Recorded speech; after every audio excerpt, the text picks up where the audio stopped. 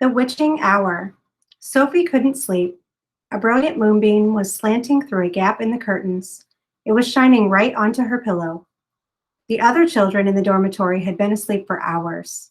Sophie closed her eyes and lay quite still. She tried very hard to doze off. It was no good. The moonbeam was like a silver blade slicing through the room onto her face. The house was absolutely silent.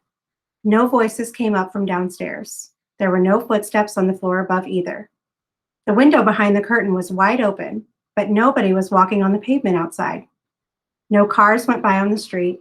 Not the tiniest sound could be heard anywhere. Sophie had never known such a silence.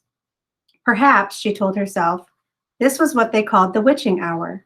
The witching hour, somebody had once whispered to her, was a special moment in the middle of the night when every child and every grown-up was in deep, deep sleep, and all the things that came from hiding and had the world to themselves.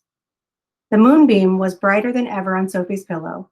She decided to get out of bed and close the gap in the curtains. You got punished if you were caught out of bed lights out, after lights out.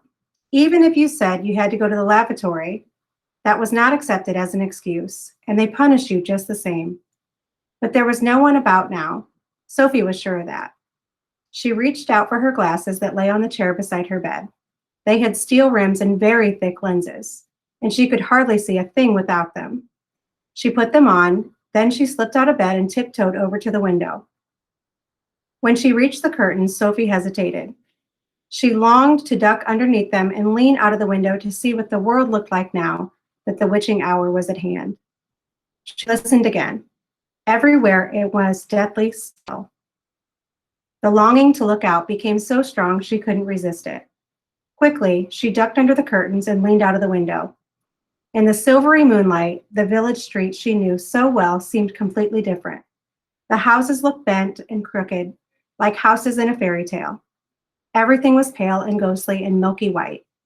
Across the road, she could see Mrs. Rance's shop, where you bought buttons and wool and bits of elastic.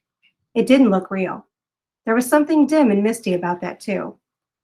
Sophie allowed her eye to travel further and further down the street. Suddenly, she froze. There was something coming up the street on the opposite side.